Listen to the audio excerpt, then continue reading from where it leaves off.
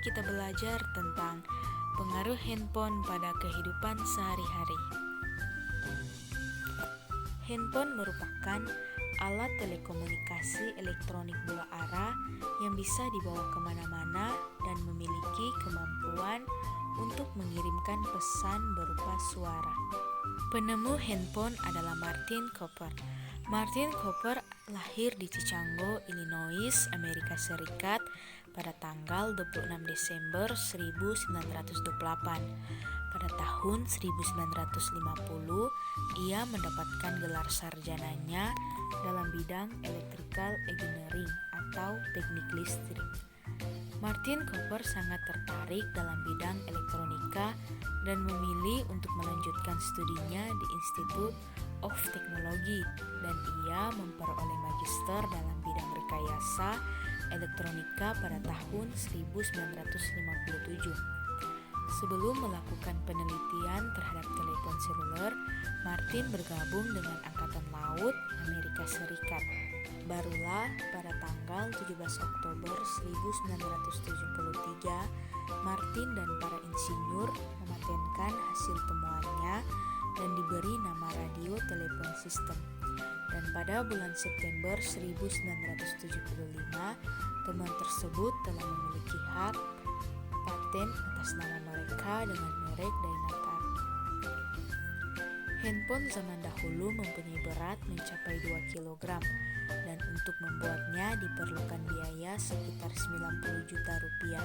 Selanjutnya, handphone terus mengalami perkembangan baik dari segi ukuran yang semakin mengecil dan ringan hingga fitur-fitur yang semakin kompleks.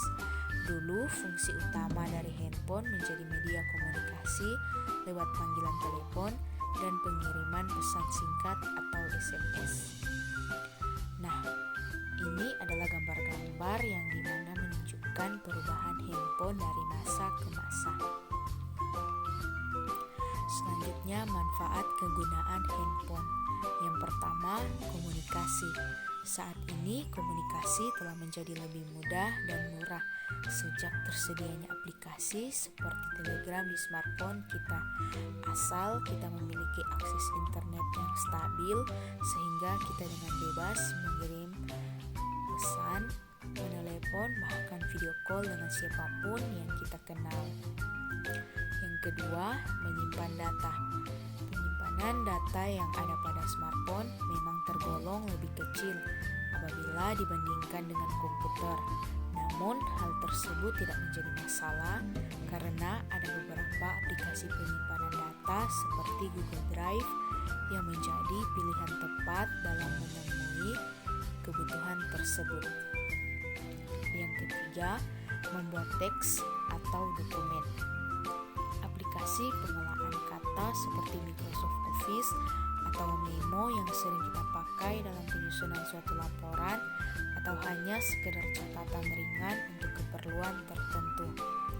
Yang keempat, mengekspresikan diri.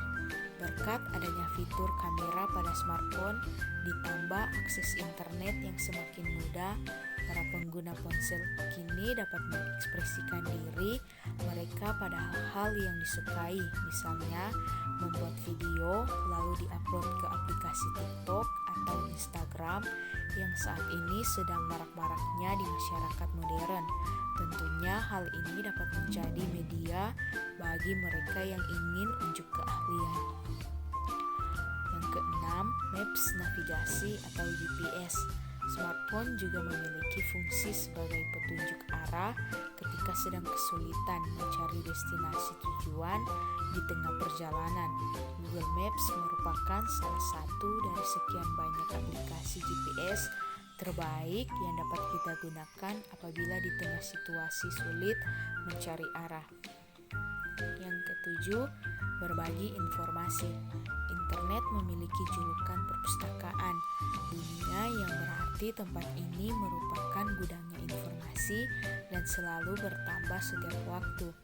Kita juga dapat berbagi informasi pada jaringan internet yang melalui sosial media yang kita gunakan, karena dengan membagikan konten bermanfaat, kita telah ikut serta dalam lajunya pertumbuhan informasi yang ada di dunia. 8. Memperluas jaringan pertemanan. Selanjutnya kita masuk pada materi terakhir, yaitu dampak negatif kegunaan handphone. Yang pertama, gangguan mata. Tulisan-tulisan kecil tertampang di layar HP, serta pancaran sinarnya yang terkadang terlalu terang dalam jangka waktu yang lama dapat merusak mata. Bahkan saat ini sudah ada nama khusus untuk kondisi mata yang berkaitan dengan penggunaan HP atau gadget serta keseluruhannya, yaitu digital eye strain atau mata lelah. Gejala dari kondisi tersebut antara lain adalah mata merah, mata kering, dan pandangan terlihat kabur. Yang kedua, meningkatkan risiko terkena infeksi. Permukaan telepon genggam mungkin sekilas terlihat bersih, namun ternyata permukaan layar HP tersebut adalah yang paling kotor. Yang ketiga, mengganggu siklus tidur. Dampak ini bisa terjadi karena smartphone yang biasa kita gunakan memancarkan sinar biru dari layarnya. Saat kita menggunakan HP sebelum tidur, paparan sinar ini akan menghambat produksi melatonin. Atau melatonin ini adalah hormon yang memicu rasa kantuk, tapi dengan adanya sinar biru membuat kita tetap terjaga dan belum ingin tidur. Yang keempat, mengganggu kesehatan mental. Hubungan penggunaan HP dengan kesehatan mental dipengaruhi besar adanya media sosial. Beberapa penelitian menyebutkan bahwa orang yang terlalu sering melihat unggahan kehidupan orang lain umumnya merasa lebih tidak bahagia, depresi, dan kesepian dibandingkan teman-temannya. Yang kelima, menyebabkan kecanduan. Kemajuan teknologi telepon genggam yang terus diperbarui membuat penggunanya semakin meningkat, bahkan bisa menimbulkan kecanduan atau penggunaan berlebihan. Tanpa sadar, kita sering mengecek HP setiap menit atau detik, bahkan tidak jarang orang membawa ponselnya saat sedang buang air. Nah, itulah pemaparan